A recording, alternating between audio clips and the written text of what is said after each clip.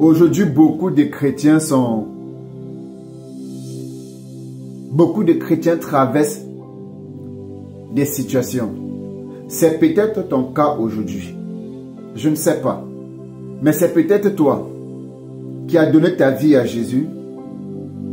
Tu aimes le Seigneur. Tu veux plaire au Seigneur.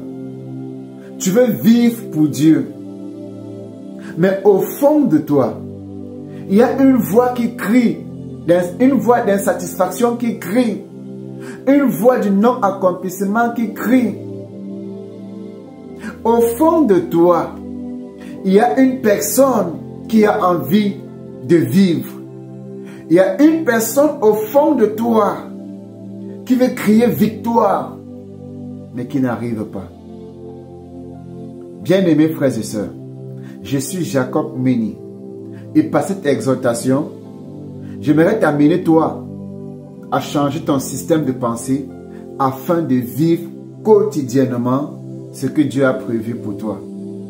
Mais il faut que tu apprennes que la vie en Christ ne sera pas toujours rose.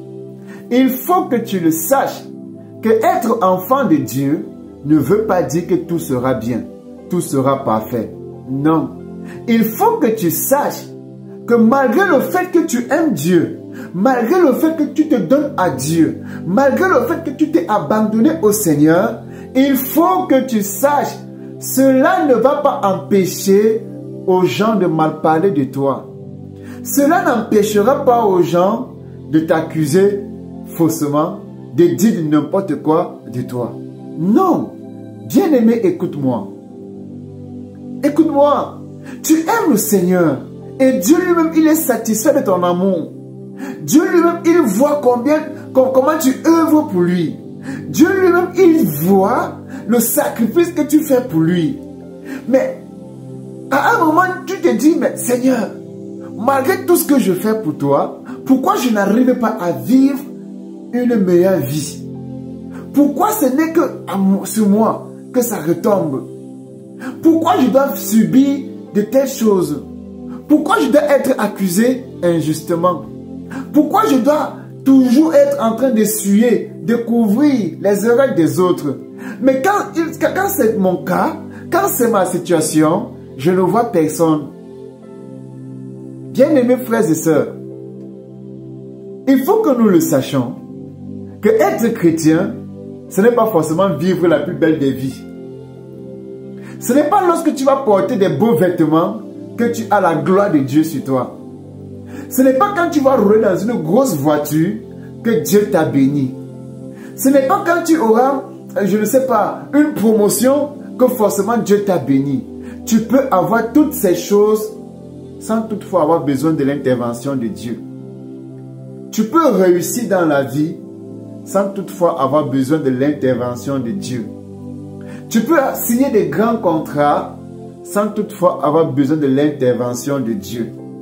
Alors si tu pensais que si tu es enfant de Dieu, tu dois forcément avoir un bon résultat, une belle voiture, une bonne situation, écoute-moi mon frère, permets-moi de te dire, tu es en train de commettre une erreur.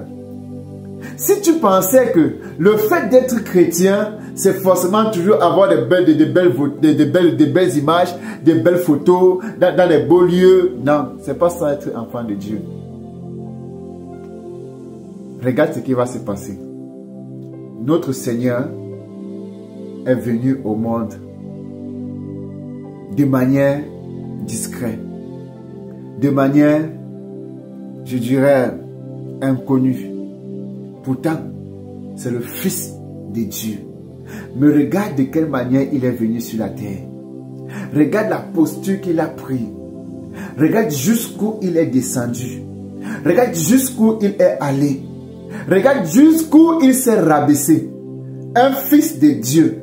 Un Dieu fait chair. Un Dieu sur terre. Regarde jusqu'où il est allé. Frère, il n'a pas cherché des plus beaux, un bel endroit. Il n'a pas cherché un hôtel 5 étoiles. Il n'a pas cherché je ne sais pas trop quoi. Mais regarde jusqu'où il s'est abaissé. Il s'est rabaissé. Pour te montrer que, écoute, la grandeur d'un homme ne dépend pas de ses avoirs. La grandeur d'un homme ne dépend pas du milieu d'où il vient, mais de sa capacité à pouvoir se rabaisser.